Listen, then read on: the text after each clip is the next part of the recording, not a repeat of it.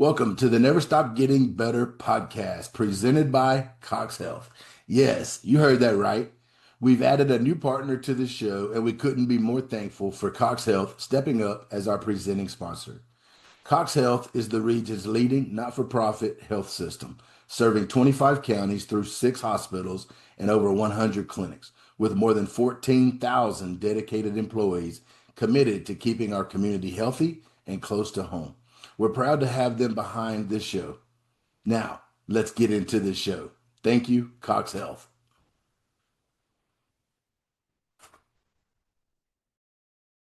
Welcome back to the Monday Mojo, where today we're going to tell a story, the 54% rule. First things first, I'm expecting that if you're listening to this, you've probably bought my book, Never Stop Getting Better. If you have not, what are you waiting on? Go on Amazon, look it up, Never Stop Getting Better, read it, check it out, shoot me a message, what you think about it, good, bad, or indifferent. Second thing, I'm currently reading a book right now that I've been waiting on for a long time called The Price of Becoming.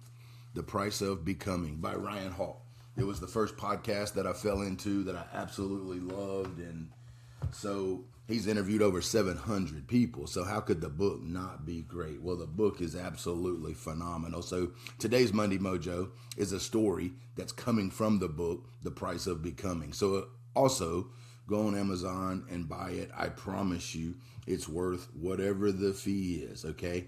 So to today's story, the 54% rule. One of the greatest tennis players of all time is Roger Federer. Right? Highly considered one of the greatest ever.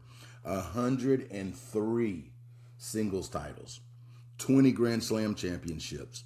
He was number one in the world for 237 consecutive weeks. And at a commencement speech that he gave, he asked the graduates a simple question. What percentage of points do you think that I won during my career? Okay, let's think about it. He's one of the greatest ever.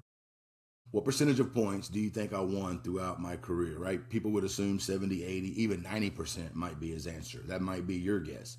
He said 54%. Think about that for a moment. One of the greatest athletes to ever compete won just 54% of his points that he played. That means he lost 46% of them, nearly half. Yet, he still became one of the greatest of all time. Here's the lesson. No matter what game you're playing, in life, you're going to lose points. You're going to lose sales. You're going to lose games. You're going to lose opportunities. You're going to lose relationships. You're going to lose jobs. You're going to have setbacks. Champions aren't defined by the losing. They're defined by what they do after the loss. Need not I remind you, E plus R equals O. We don't control the events in our life, nor do we control the outcomes in our life. What we do control is how we respond. So the event is outside of our control. Your response is where your power lives. And the outcome can be influenced by the greatness of your response. Can you keep moving forward and toward your goal when things aren't going your way? When things get hard, can you take one step? How do you climb a mountain? You take one step. What's the goal? You can see the top of it. Can you take one step? Can you get up when you get knocked down? That's what champions do. That's what Never Stop Getting Better is all about. 1%. What's the one thing, the 1%, the 14 minutes and 24 seconds of something you can do today that might be outside of your comfort zone that you can do again tomorrow and the next day and the next day, and the consistency compounds into something really, really, really good. 3 lessons that I think that I take from this. Number 1, we need to stop expecting perfection of ourselves, right? Like failure is one of the things that keeps us from doing the things that we want. There are people listening right now that have dreams and aspirations as to what they want to be doing in their life tomorrow, the next day, 2 years from now. But the fear of failure makes us hesitate, be safe, pause, and not take a step, right? We have to change our relationship with failure. Failure can't be an ugly word. Failure is just an opportunity to learn how to get up and take another step. Number 2, don't confuse losing a point with losing the match. Bad things happen. It's a part of life, right? What I would like to say is there's no such thing as a bad day. There are only bad moments. Don't let a bad moment ruin your entire day, right? Anybody can be great when things are going good. Anybody can lead when sales are up, when everybody's winning and the team's scoring 40 points, right? Anybody can lead. But where true champions are made is when it doesn't go their way. That's when true leadership is really found. That's when champions are made, right? If Roger Federer got down every time he lost a point, he obviously would not be considered one of the greatest tennis players of all time. So don't confuse losing a point with losing a match. Learn how to take a step, get up, and go. Don't worry about that one point. And number 3, your response is your competitive advantage. Just going back to anybody can lead when things are easy. Anybody can have a great day. Anybody can be happy when they're eating a steak. Anybody can, be happy when they're playing golf. Anybody can be, but when you're chasing something great, when you want to be and you have some goals and you have some aspirations in your life, can you take one step today toward that? No matter how you feel. Your feelings are liars. And can we let our brain work for us? Our brains have these things called a reticular activating system.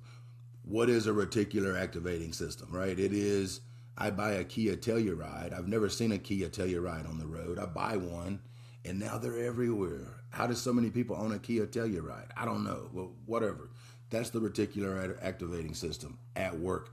And how it works in us is this, the story that we tell ourselves, right? We already know that we have a lot of negative thoughts a day. We have this brain that's trying to keep us safe and it's trying to look out for us, and it doesn't always know best, right? But if we tell ourselves, for example, I'm not good enough. If I state that in my mind, or if I have that thought, I'm not good enough, your brain goes to work. That RAS system goes to work on finding evidence that you are not good enough. And then every time something pops up, hey, you're not good enough. You're not good enough. The opposite is also true. If we tell ourselves we are good enough, then our brain starts working for us and finding ways to show, hey, we are good enough. Hey, we are good. Like, our brain can work for us if we can change the thoughts and the stories that we tell ourselves. And most notably, that needs to be related to failure. I'm not failing. I'm just learning. It's a totally different response. So now my brain is not alerting me every time something doesn't go my way. What it's alerting me to is I'm a person that learns from things that don't go my way. So I'm in the act of becoming, right? I'm in the act of learning. So my brain is looking for ways to learn. We got to be good to ourselves, man. Like, the story that you tell yourself is more important than the story that anybody else tells you, right? Like, that's a superpower to me. And then the other superpower is consistency. Can you take a step when things aren't going good, when you're not feeling great, when the relationship's not perfect, can you take a step in the direction of the vision of what you see down the road, right? Like, if you want to make something special, you got to do the work. You can't hesitate. You can't take a day off. You got to take a step. That's how you get to the top of the mountain. One step, one step, one step, one step. That's the ultimate goal, is to be the best you can be today. Hence the reason why the book title, Never Stop Getting Better. I want to wake up today and be better than I was yesterday and know that I am in the state of becoming. We will never arrive.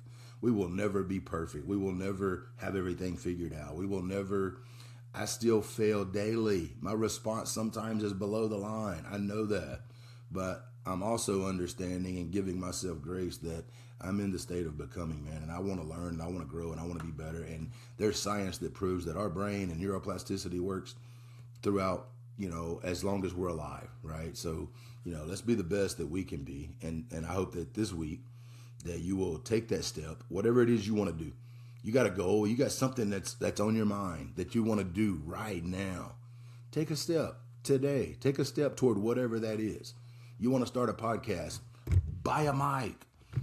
You want to write a book, sit down and write, right? Like, I wrote that book by giving it 1 hour a week. I had 1 hour. That's what I gave it. I sat down 1 hour a week and concentrated on writing for 1 freaking hour every single week. That was it until it was done. You know what I mean? Like, you got to take the step. You can't let the fear of keep you from doing great things. So this week, take that step.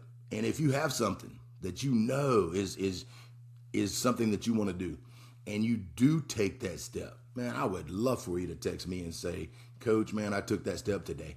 I did this to get the momentum going so that I can possibly one day do this. You know what I'm saying? Shoot me a text. Shoot me an email. I'd love to hear, a story that you decided that you're going to take a step. You got to have goals, right? You got to have goals. You got to have big, silly, crazy goals that people should laugh at when you tell them. And then you've got to make a move, right? The goal don't happen by dreaming it. The goal happens by taking action. How can you take action today? I hope you like this. I hope it's been beneficial. Share the podcast. Subscribe to the podcast. Leave a review for the podcast. I haven't asked for that in a minute, right? Leave a review. They say it helps. Who knows? But as always, I appreciate you listening to the show. And if there's anything I can ever do for you, name, email, cell phone is in the show notes.